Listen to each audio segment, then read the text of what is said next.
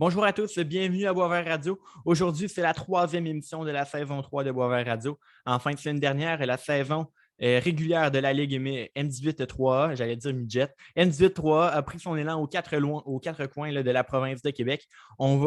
À Boisvert Radio, on va évidemment suivre cette saison-là avec beaucoup d'attention, notamment le Blizzard du Sénat Saint-François et les Chevaliers de Lévis, parce que bon, c'est les deux équipes plus proches géographiquement du staff de Boisvert Radio. Comme l'an dernier, on va recevoir en début de saison l'entraîneur-chef des Chevaliers de Lévis. Mais d'abord, avant de présenter l'entraîneur en question, qui dit Chevalier de Lévis, dit James Letourneau. Il nous accompagne ce soir pour parler de l'équipe de sa région. Salut James, comment ça va? Salut mon Charles, ça va très bien, toi aussi? Yes, ça va super. Donc, tel que mentionné plus tôt, on reçoit l'entraîneur-chef des Chevaliers de Lévis qui s'appelle Pierre-Luc Giguère. Après le départ d'Éric Bélanger vers les Lions de Trois-Rivières, les Chevaliers devaient se trouver un nouvel instructeur. Et après 10 ans là, dans la structure des Corsaires de Pointe-Lévis, Pierre-Luc était le candidat là, tout désigné pour prendre le poste. Pierre-Luc Giguère, bienvenue à Boisvert Radio. Comment vas-tu? Très bien. Merci, Charles. Salut, James. Salut.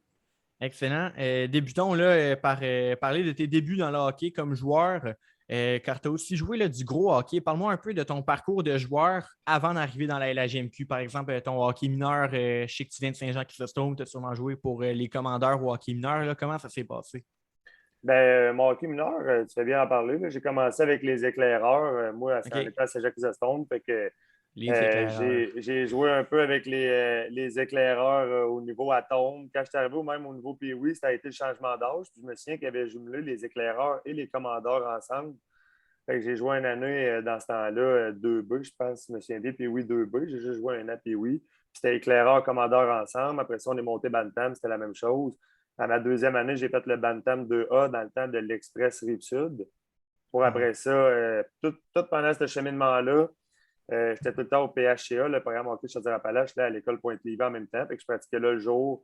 Le soir, on était 4-5 gars qui jouaient 2A, qui allaient pratiquer à Saint-Henri. Puis avant que ça devienne sport-études. Après ça, j'ai joué Midget Espoir. Après ça, j'étais arrivé au Midget 3. C'est là que j'ai quitté le PHCA pour faire mon année Midget 3 avec les commandeurs de Lévis, les anciens chevaliers. Je pense que j'ai joué en 2005-2006. On a perdu en finale. C'était tout de suite après l'année qui ont gagné la Coupe. Il y avait toute une grosse année cette année-là, l'année d'avant nous, là, l'année 2004-2005, qui ont gagné la Coupe, qui sont allés à la Coupe TELUS, qui ont gagné la Coupe Jimmy Ferrari. Et après ça, j'ai été repêché à 16 ans au niveau junior majeur à Rouyn-Noranda. Je suis arrivé là à 17 ans. J'ai fait l'équipe à 17 ans. Par contre, j'avais plusieurs blessures que je traînais depuis le midget 3. J'ai été opéré à l'épaule. J'ai continué à jouer 18 à 19 ans. À 19 ans, notre capitaine est parti, qui était Marc-André Bourdon, qu'on avait été rendu à Rouyn-Noranda. Je pense l'an passé, vous l'avez eu. Lui, on a tout le temps grandi chez les Huskies ensemble. On avait la même âge. Quand lui est parti à Rimouski pour aller jouer pour la Coupe Mémorial, c'est là que je suis devenu capitaine à mes 19 ans et demi, à peu près à janvier, à ma moitié d'année, pour les Huskies. Puis c'est même après ça que j'ai fini mon 20 ans. Quand j'ai fini 20 ans, j'espérais jouer peut-être East Coast ou peut-être plus réalistement, peut-être plus de façon réaliste, jouer universitaire. Mais j'avais beaucoup de problèmes à l'épaule, puis j'étais rendu que je ne pourrais pas me refaire opérer. Fait que j'avais de l'arthrose dans l'épaule. Fait que c'est là que j'ai arrêté de jouer au hockey. Et tout de suite, j'ai eu l'opportunité avec Martin Gay à Lévis de coacher adjoint Bantam 2A. C'est même que j'ai fait mes débuts pour ma première année à 21 ans. Je suis tombé tout de suite dans le coaching pour garder la passion du sport parce que je ne pouvais plus jouer. Excellent. Tu as parlé que tu as joué dans la LHJMQ. Tu as été repêché en 6e ronde par les Huskies. Tu parlais de ça tantôt. Chaque personne qui est repêchée a sa petite histoire. Quelle est la tienne, ton histoire de repêchage? Mon histoire de repêchage, je me souviens très bien que c'était à Charlottetown, à PI. C'était à 10 heures de route. J'étais monté là avec mes parents et un ami. Puis j'étais très, très, très fébrile. Dans ce temps-là, les 5 premières rondes étaient réservées aux 15 ans. Moi, je n'avais pas joué à 15 ans, Midget Espoir. Je ne pense pas que j'aurais mérité d'être repêché non plus. Et à 16 ans, j'étais nerveux aussi. Quelques équipes m'avaient appelé. Puis à partir de la 5e ronde, à ce moment-là, il n'y avait plus le droit de repêcher des 15 ans. Fait que là, c'était juste des 16 ans. Fait qu'il y avait quelques 16 ans qui étaient repêchés dans les 5 premières rondes. Puis après ça, moi, ça a été en 6e ronde.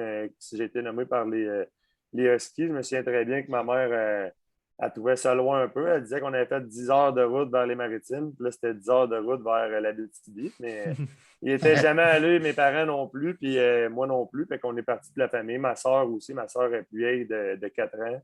Puis elle était montée avec moi à notre premier camp. J'étais très fier de mettre les. Tu sais, moi, mon équipe de jeunesse, pas mon équipe de jeunesse, c'était peut-être à partir de Midget 3 ou Midget Espoir que j'avais commencé à suivre un peu plus la GMQ. Puis, tu sais, par la proximité, c'était les remparts. J'allais voir les remparts. J'avais vu Radulov dans les remparts. J'allais voir Sidney Crosby avec 15 000 personnes au Colisée Pepsi dans les remparts. Fait que c'était l'atmosphère que j'avais eue. Fait que moi, c'était les remparts, mon équipe. Mais là, jusqu'à temps que je sois repêché par les Huskies, je suis devenu vraiment un husky tatoué là, au moment que je suis arrivé au camp là-bas. Puis, j'ai vraiment voulu faire ma place. Puis j'étais content d'avoir fait l'équipe parce que c'était vraiment ce que je voulais là, à ce moment-là dans ma vie. Good.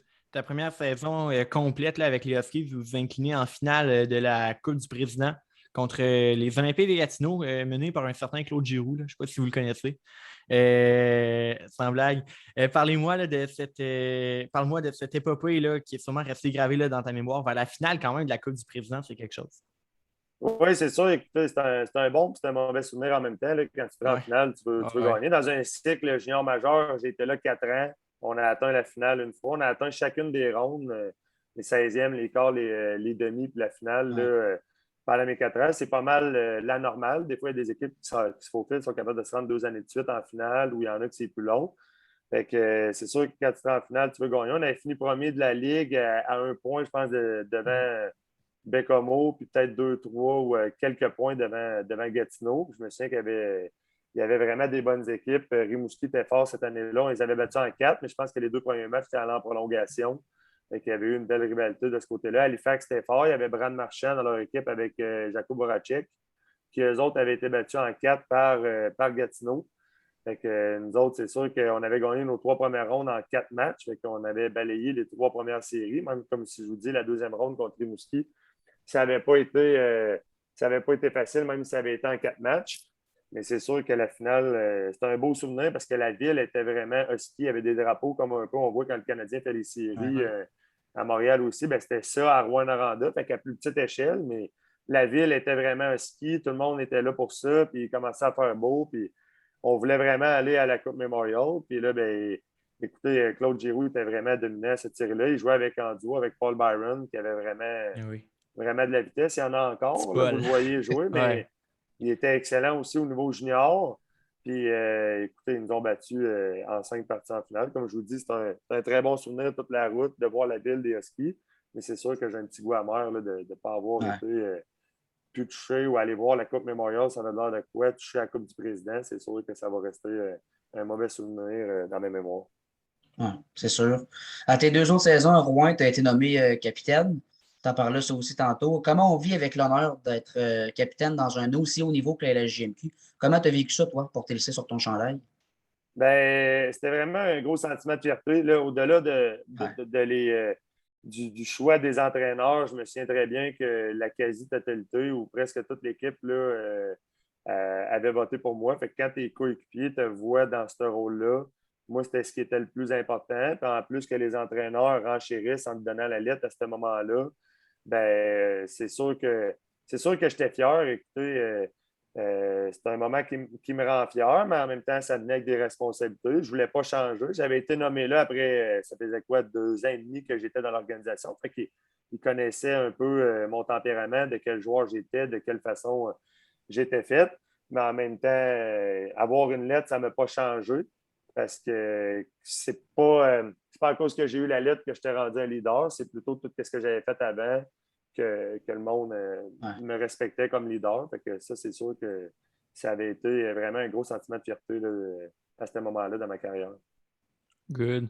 Tu as mentionné tantôt que peu de temps après ton passage dans la GMQ, tu as été, dans le fond, tu traînais beaucoup de blessures, notamment à l'épaule. Au-delà de ta blessure, pourquoi tu as commencé à coacher?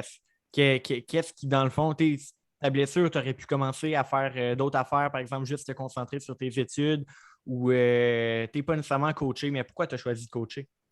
Bien, écoutez, depuis la 5e année du primaire que j'étais en sport-études, donc j'alliais hockey et école. Même quand j'étais allé à Rwanda, j'ai fait mon cégep, sciences nature en 4 ans. J'ai tout le temps été à l'école à ce moment-là. Puis je ne me voyais pas. Moi, ça a arrêté brusquement, mais d'arrêter de jouer au hockey. Comme je vous dis, j'aurais aimé ça jouer universitaire si j'avais pu, si j'avais eu le talent, par exemple, de prolonger mon hockey de haut niveau, peut-être de 3-4 ans. Fait qu'en s'arrêtant brusquement, bien, c'est sûr que j'avais encore la flamme, la passion du hockey. Fait qu'à ce moment-là, à place d'aller travailler au McDo pendant mes études, où je donne le McDo comme exemple, ou un travail de jeunesse, bien, quand j'ai eu l'opportunité de rester dans le hockey, dans ça, bien, c'est sûr que ça m'a allumé. Il y avait un petit salaire avec ça. J'ai arrangé mes cours. J'ai eu la piqûre tout de suite. J'arrivais de junior. Je venais de finir de jouer complètement. Là. Fait que j'avais la game up-to-date. Les jeunes aimaient ça parce que j'étais encore jeune. Tu sais, je coachais des jeunes de quoi, dans le temps, 13-14 ans. Moi, j'en avais 21. Fait que, ils me respectaient par le fait que j'arrivais de junior majeur. Les autres trouvaient ça gros. Ils se disaient, c'est là qu'ils voulaient aller. Fait que c'est un peu ça. Fait que là, la première année, j'ai été adjoint. J'ai aimé ça avec Martin. Puis j'ai connu Jacques Nadeau, qui est encore un ami qui reste dans le coaching aussi là-dedans. L'année d'après, ben, j'ai eu l'opportunité, parce que je coachais le fils de Jacques Nadeau dans les faits. C'est pour ça qu'il était là. Après ça, ben, l'année d'après, j'ai eu l'opportunité de tomber en chef, puis je l'ai saisi. Puis à partir de ce moment-là, je n'ai pas arrêté. All right. Après ça, ben, comme tu as mentionné, tu es devenu entraîneur en chef l'année d'après. Après ça, tu es allé dans la structure Corsair, le Midget Espoir Juvénile Division 1. Pendant quand même très longtemps. Quel est ton plus beau souvenir de coaching, par exemple, en tant qu'entraîneur-chef des Corsaires Midget Espoir ou Juvénile D1? Ben, c'est sûr qu'un bon souvenir, ça vient souvent avec des victoires. Fait que je te nommerais d'entrée de jeu. Lorsqu'on a gagné la Coupe Dodge à ma première année, que j'étais arrivé au Juvénile D1, c'est des joueurs que j'avais beaucoup côtoyés dans la structure. Je pense qu'il y a des joueurs que j'ai coachés pour une 4e année lorsque j'étais rendu Juvénile D1. Je les avais eus, par exemple, 1 an Bantam, 2 ans Midget Espoir ou 2 ans Bantam, 1 an Midget Espoir. Parce que j'avais coaché 2 ans en chef Bantam 2A, 2 ans Midget Espoir. Puis après ça, j'étais allé Juvénile D1. Fait que quand j'étais arrivé là, je venais le D1, il y avait des joueurs, comme je vous dis, je les avais tous coachés minimalement presque 1 an, sauf les anciens qui étaient là, je venais le D1. Fait que j'avais une proximité avec les joueurs. Puis ensemble, on n'avait jamais rien. Ben, on avait gagné peut-être des tournois, des séries. Je me souviens une fois un tournoi des séries. On avait des fois perdu en finale de des tournois. On avait gagné, mais on n'avait jamais gagné, par exemple, un tournoi provincial. Puis cette année-là, on a eu la chance d'y aller. On avait un ancien dans les filets qui est Émile Sanson, qui a eu une belle carrière. Après ça, junior. C'est sûr que ça aide des joueurs de même. On avait d'autres joueurs d'impact à ce moment-là qui étaient là. Puis de finir l'année à jouer le dernier match puis de le gagner, ben, c'est sûr que ça a été un très beau souvenir pour moi. Ah, ça doit. Parlons maintenant des Chevaliers. Parle-moi un peu de comment s'est présentée à toi l'opportunité d'entraîner les Chevaliers. Là. Quelles sont les étapes qui ont mené à ta nomination comme entraîneur-chef des Chevaliers de Lévis? Écoutez, la première étape, ça a été de déposer ma candidature. Okay. J'étais content, j'étais très enthousiaste de pouvoir participer à ce processus de sélection-là. Là, après ça, ça ne m'appartenait plus. Puis l'organisation des Chevaliers m'a donné ma chance de passer en entrevue. J'étais allé passer une première entrevue, je ne me souviens plus, je dirais mi-juillet ou début juillet, peut-être même, dans ce coin-là. Fait que j'ai passé l'entrevue. Je sentais que ça avait bien été, mais en même temps, c'était pas moi qui prenais la décision. Je suis retourné chez nous. Ils m'ont rappelé pour une autre entrevue, si je me souviens bien, le lendemain. Puis à ce moment-là, ils m'annonçaient que j'allais devenir l'entraîneur. Fait que j'étais très fier encore une fois. Puis j'avais beaucoup d'enthousiasme de commencer ce défi-là de coacher Midget 3 pour la M18 3 maintenant pour l'équipe de ma région, là, où j'ai joué et où j'ai tout le temps coaché. Excellent. Après ta nomination, tu avais déjà du pain sur la planche. Tu devais trouver 2 entraîneurs adjoints pour t'épauler. Parle-moi un petit peu du processus de recherche qui ont mené là, Simon Larouche et Samuel Giguère à tes côtés. Oui, bien, c'est sûr que là, il y avait, premièrement, on cherchait un adjoint à ce moment-là. Louis-François Richard était parti avec Éric. Je me suis assis avec l'organisation pour regarder qui avait envoyé peut-être des CV et qui pourrait être intéressant. Fait que là, moi, j'avais déjà eu la chance de coacher avec Simon Larouche dans des tournois d'été. Puis même qu'on avait coaché avant ça ensemble, voyons, les Jeux du Québec, les M15.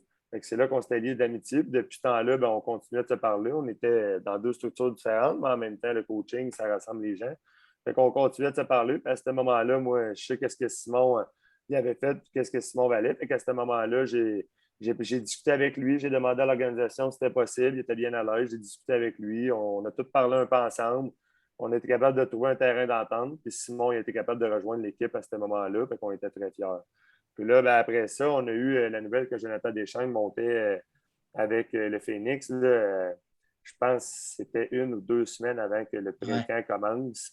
Fait qu'à ce moment-là, on s'est mis à la recherche d'un 2e adjoint. Puis c'est là que le nom de Samuel Giguère est venu. Samuel, c'est quelqu'un que je côtoyais à l'école, même si lui était dans le LQ, puis moi, j'étais au RSEQ. On se parlait, on est dans les mêmes locaux, on est à l'école, on fait la même job, on veut la même chose pour les joueurs. Fait qu'on avait un bon feeling, on s'est parlé, on s'est entendu. Je n'ai parlé encore à l'organisation. L'organisation était d'accord dans tout ça. Fait que c'est le même qu'après ça, Samuel Giguère a rejoint l'équipe d'entraîneurs. Excellent. Dans les dernières semaines, ben là, oui, la saison est commencée, mais avant ça, vous avez eu un très, très long processus là, de camp d'entraînement. Qu'est-ce que tu as retenu là, du camp d'entraînement en général, là, ton premier à la barre des Chevaliers? Ben écoutez, c'était l'enthousiasme des joueurs. Là, ça faisait 1 an ou quoi qu'ils n'avaient pas joué. Fait que pour la plupart, là, les joueurs qui allaient à des camps juniors n'étaient pas là avec nous. On ne voulait pas qu'ils se blessent. On n'avait pas invité des camps aux juniors, au pré-camp, ces choses-là. Fait que je pense qu'on avait tout près d'une centaine de joueurs avec les gardiens qui étaient là au pré-camp. Fait qu'à tous les soirs, on était là. Je te dirais qu'autant pour les joueurs que pour tous les entraîneurs, il y avait vraiment un sentiment. On était excités. On était excités, honnêtement, de voir du vrai hockey à 5 contre 5, même si c'était des alignements réduits. C'était vraiment des games. Je sais que James était là pour arbitrer une fois. Tu as vu que il y avait de l'enthousiasme. Les jeunes étaient très énergiques. On voyait qu'ils étaient en forme. Fait que c'était vraiment plaisant à voir. Là, après ça, le camp s'est mis en branle. Mais là, le camp, on était quand même tributaire de ce qui allait se passer au niveau junior. On avait beaucoup de joueurs qui étaient au niveau junior.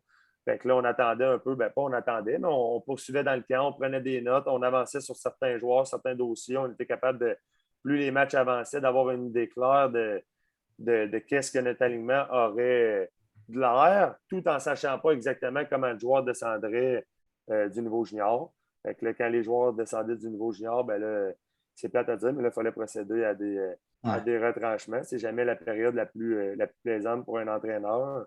J'ai seulement quand même 32 ans. J'ai passé par des processus de sélection quand j'avais toutes mes années à partir de 17 ans et en bas. Là, même mes années de 18 ans, 19 ans, il fallait que j'arrive prêt. J'aurais pu être retranché aussi de mon équipe junior. Fait que je ne suis pas tant loin de ça. Fait que je sais quel feeling que j'avais quand je rentrais dans le bureau de l'entraîneur, le stress que ça provoquait. Fait que ça a été un long processus, mais on est content de la façon que ça s'est terminé par contre. Excellent. Si on parle un peu plus de la composition de l'équipe, il y a plusieurs vétérans de retour, comme tu disais, là, qui ont descendu du junior majeur. Il y a également beaucoup de jeunes joueurs qui se sont greffés à l'alignement des Chevaliers. On regarde l'attaque, à mon avis, c'est une attaque qui est profonde sur 4 trios qui est capable de produire. En défensive, on a beaucoup de mobilité. Puis on a 2 excellents gardiens de but. À ton avis, comment tu évalues ta formation pour la saison? Ben écoute, j'aimerais ça avoir une réponse claire. Là, j'ai vu des équipes en pré-saison. J'ai vu notre équipe. Je te dirais que le début de saison est beaucoup axé par rapport à notre processus de comment qu'on avance dans le temps. Qu'est-ce que je veux dire par là? C'est que ce n'est pas juste un lien avec la victoire ou la défaite. C'est sûr que si je regarde, maintenant, on n'a pas perdu 10-0 les 2 matchs. Donc, je me dis, bon, on peut être dans le coup. C'est le fun quand tu commences une année, tu te dis, il y a des équipes que, bon, on est dans le coup, on est capable. J'ai regardé les autres équipes, ils ont des forces et des faiblesses comme nous. Je n'ai pas affronté à date une équipe qui avait tout dans leur équipe, puis que je me suis dit, OK, on n'est vraiment pas de calibre, il va falloir travailler beaucoup, beaucoup, beaucoup, beaucoup d'aspects, même s'il y en a beaucoup à travailler pour être capable d'atteindre leur niveau. Mais j'ai hâte de faire un tour avec toutes les équipes pour vraiment situer exactement par rapport aux meilleures équipes de la Ligue ou les équipes de la Ligue, où qu'on se situe, c'est quoi nos forces dans la Ligue, c'est quoi nos faiblesses, puis d'être capable après ça d'avancer dans le processus pour dire exactement où on se situe selon moi. Ouais, c'est pas évident de se situer avec toutes les équipes. Là. Non, c'est ça. Écoute, la fin de semaine passée, j'ai vu, il y avait 2 très bonnes équipes. Là. Ouais. Toi, tu étais là, James, à la première partie contre Antoine Giroir. Là. Je trouvais qu'il y avait des gros bonhommes, des bons joueurs d'attaque. Je ne peux pas dire que c'était une mauvaise équipe. Puis même chose quand on est allé à Magog 2 jours après. J'ai trouvé qu'il y avait des bons gros défenseurs à l'attaque. Ils patinaient bien, ils bougeaient bien la rondelle. Donc, je pense qu'il va y avoir beaucoup de parité dans la Ligue cette année. Good. Après le camp d'entraînement, là, vous avez eu un gros 2 semaines là, de pratique là, pour se préparer, pour peaufiner les détails là, en vue du premier week-end d'activité. Avec les joueurs là, qui n'ont pas joué de vrais matchs depuis plus d'1 an et demi, là, comment tu as fait pour les préparer afin d'être sûr qu'ils soient là, vraiment fin prêts pour le début de la saison? Bien, écoute, c'est sûr qu'on voulait toucher à plusieurs aspects collectifs. On n'a pas touché à tout, mais on voulait s'assurer que quelques aspects dans notre partie soient prêts pour le premier match. Je te dirais que ceux qui ont vu le premier match, des deux côtés, ça semblait deux équipes de joueurs qui étaient, comment je vous dirais, pas structurés, mais très emballés de jouer. Il y avait beaucoup d'intensité, peu de jeu. Je sentais un peu, pas la nervosité, je dirais plus la fébrilité. Les joueurs étaient très excités de jouer, puis ça paraissait des deux côtés. Fait que c'est un peu ça qu'on essaie de mener. Déjà, la game 2 jours après, il y avait beaucoup plus de structure des deux côtés. Je trouvais la fébrilité était partie un peu, le stress de jouer un premier match dans la catégorie pour plusieurs. Tu sais, l'année passée, il y en a plusieurs qui ont fait l'équipe, mais ils n'ont jamais joué un match, sauf peut-être intra avec eux. Puis il y en a qui ont joué quelques matchs géant majeur quand ils sont allés à leur camp, mais ils n'avaient jamais vraiment joué ensemble contre une autre équipe, même les joueurs qui étaient là l'an passé. Fait que c'est sûr qu'il y avait beaucoup de fébrilité à ce moment-là. Excellent. Tantôt, on parlait du premier week-end d'activité. Ça s'est conclu sur 2 belles victoires. Une de 5-2 là, à Saint-Hyacinthe contre les Gaulois et une autre de 5-3 sur les cantonniers de Magog. 2 fois, c'était le match d'ouverture de l'adversaire. Tantôt, je te demandais ton évaluation d'équipe. Maintenant, je te demande un petit peu l'évaluation des performances dans ce premier week-end-là. Comment tu as vu ton équipe? Bien, écoutez, par rapport à notre plan de match, je te dirais qu'il y avait eu des hauts et des bas. Fait que, il y a eu des choses qu'il fallait ajuster entre les périodes. C'était le fun parce que c'était un peu notre travail. Puis les joueurs étaient à l'écoute. Puis je trouve que quand on a fait les ajustements, on voyait des belles choses dans nos performances. Contre Antoine Giroir, quand ils ont compté leurs 2 buts rapides pour faire 3-2, on a paniqué un peu. Ils ont eu du momentum. La foule a crié un peu. Puis là, les joueurs, au bord, ils ont dépensé un peu plus d'énergie. Nous autres, on a paniqué un peu. On a oublié de prendre nos responsabilités en main. Ça a ouvert des opportunités pour l'adversaire, mais après ça, on a mieux réagi. Fait que quand on est arrivé contre Magog, on a parlé après la game. Quand on est arrivé contre Magog, puis qui est arrivé un peu la même chose dans la performance, bien, ça a été beaucoup moins long le moment de panique qu'on a eu. Ça s'est reflété un peu sur notre performance après ça. Fait que les performances, je trouve qu'on a eu des belles performances offensives. 5 buts par match, c'est sûr que c'est le début de l'année. Donc, je peux dire que je trouve que ça a été des belles performances offensives. Par contre, je pense qu'on peut être encore meilleur défensivement. Puis je sais qu'il faut l'être, surtout plus l'année va avancer, plus il va falloir être responsable défensivement. Parfait. Après 2 matchs, tu as maintenant pu voir à l'œuvre tes joueurs évoluer dans un contexte compétitif un peu plus relevé. Où es-tu rendu dans ton processus de réflexion quant à la possible nomination d'un capitaine et de ses assistants? Là? Ou sinon, qu'est-ce que tu peux nous divulguer comme information à ce sujet-là? Écoute, c'est drôle que tu en parles. J'ai justement fait un meeting par rapport à ça avec les joueurs aujourd'hui. Tu sais, moi-même, Okay. j'ai été nommé capitaine, comme vous l'avez dit tantôt. Ouais. Puis je leur ai dit que j'accumule des données, on fait voter les joueurs, on parle entre les coachs. Moi, j'y suis à l'entraînement hors glace qui sont donnés par souvent Thomas Leclerc-Chouinard. Je vois les joueurs, je les vois dans les pratiques, je les vois dans les parties de la façon qu'ils se comportent. Donc, j'essaie d'accumuler le plus d'informations possible pour amener un consensus de vraiment prendre un groupe de leadership à ce moment-là. Fait que je sens qu'il y a vraiment beaucoup de leadership positif dans l'équipe. Fait que ça, c'est vraiment plaisant à voir. Puis il y en a qui se démarquent déjà. Puis quand on voit ça, bien, c'est le fun comme entraîneur parce qu'on peut parler avec eux, on peut parler avec tout le monde. Puis on sent que tout le monde va avancer dans la même direction, dans le même bateau. Puis plus il y a de monde dans le bateau, bien, l'objectif, c'est que les 20 joueurs soient dedans à la fin avec les entraîneurs. Puis que le message soit clair, tout le monde embarque ensemble. Puis plus tu as de leaders positifs forts, bien, plus tu as de chances que ça arrive rapidement, plus tu as de chances que ta saison s'envole rapidement. Juste pour savoir, là, mettons, à peu près quand on peut s'attendre à une annonce pour la nomination? Charles, je le sais pas. Ça va être clair bientôt pour moi. Regarde, je vais te dire bientôt. Moi, je pense que ça va se faire rapidement avec les informations au jeu. C'est bon. C'est une Excellent. simple curiosité. Non, c'est une bonne réponse. Pierre-Luc, vendredi, c'est le match d'ouverture à l'Arena de Lévis dans ce qui pourrait être un match haut en émotion pour les joueurs. À quel genre de début de match tu aimerais que ton équipe connaisse afin de chasser les papillons? Là, je dis les papillons, mais tu sais, la nervosité, la fébrilité d'un Ouais. match d'ouverture. Quel genre de début de match que tu aimerais que ton équipe connaisse vendredi? Ben, c'est sûr que faut que ce soit un match axé sur l'intensité. On veut des situations d'avoir la rondelle en zone offensive, de presser l'adversaire, de garder la game simple parce que tu l'as dit, les jeunes vont être nerveux. Ouais. Là. C'est le fun de jouer à l'extérieur, mais quand tu joues chez vous, ben, tu sens un peu de pression parce que le monde des estrades t'es connaît. Fait que des fois, tu as un peu plus de nervosité, tu veux pas mal paraître. Fait que ces jeunes-là ont de l'ego. Fait qu'il faut trouver un moyen de chasser cette nervosité-là et surtout revenir rapidement le focus sur le game plan et non sur seulement le match d'ouverture. C'est le fun qu'ils vivent, mais en même temps, on a une tâche à réaliser. Puis concrètement, il faut relier à qu'est-ce qu'il faut que je réalise dans ma tâche. Puis quand tu as une tâche à réaliser, tu essaies de la faire. Tu oublies un peu qu'est-ce qui se passe autour. Puis habituellement, tu as du succès à réaliser la tâche. Mais je pense que rapidement, tous les joueurs doivent avoir un temps de jeu pour se mettre dans l'ambiance et chasser les papillons, comme tu l'as dit. Le but, c'est rapidement désembarquer sur la glace et qu'ils aient leur tour puis qu'ils chassent les papillons qu'ils ont. Excellent. Gros week-end en vue pour les Chevaliers parce que vendredi, match d'ouverture locale. Et ensuite, samedi, c'est le chapitre 1 de la rivalité Québec-Lévis. Un match là, à Saint-Augustin contre le Bizarre.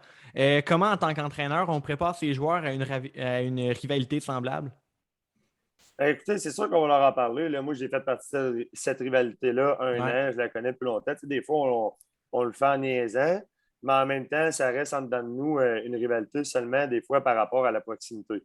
Fait que, Oui. est-ce qu'on va trouver une façon d'autre de motiver les joueurs? Je pense que par eux autres mêmes, ils vont être déjà motivés par le fait que c'est une équipe par la proximité qui est juste à côté. Le SSF, il y a toujours eu une rivalité de ce côté-là.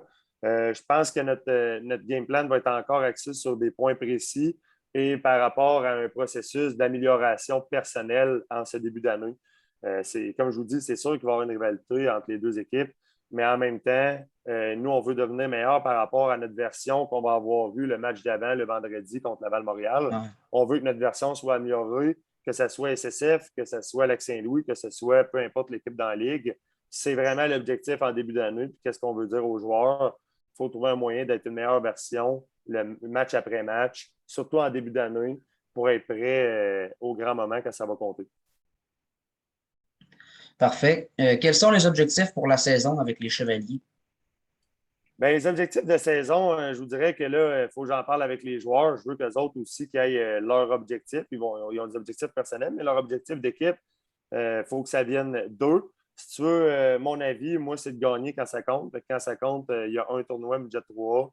Puis il y a aussi les séries. C'est le fun de participer à des vraies séries 3 de 5 4 de 7. Là. Je me souviens très bien d'avoir vécu ça comme coach au niveau juvénile, mais aussi comme joueur, là, c'est vraiment plaisant. Là, Oui. ces choses-là, fait que je vous dirais que ça serait de performer dans les grands moments. Fait que trouver un moyen que l'équipe performe et soit à l'aise, ait du plaisir à performer dans les gros moments cette saison.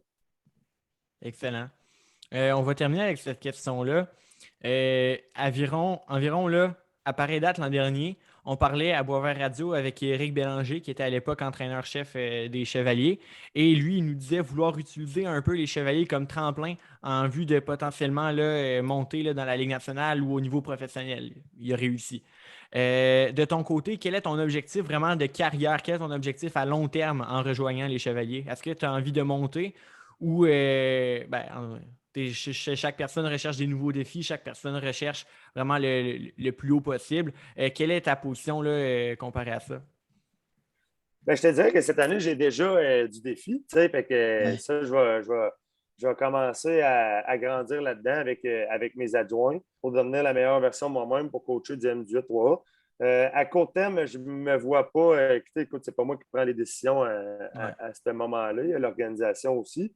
Mais je ne me vois pas quitter vraiment le M18-3A, les Chevaliers à Lévis, par la proximité. Puis aussi, j'ai une jeune famille.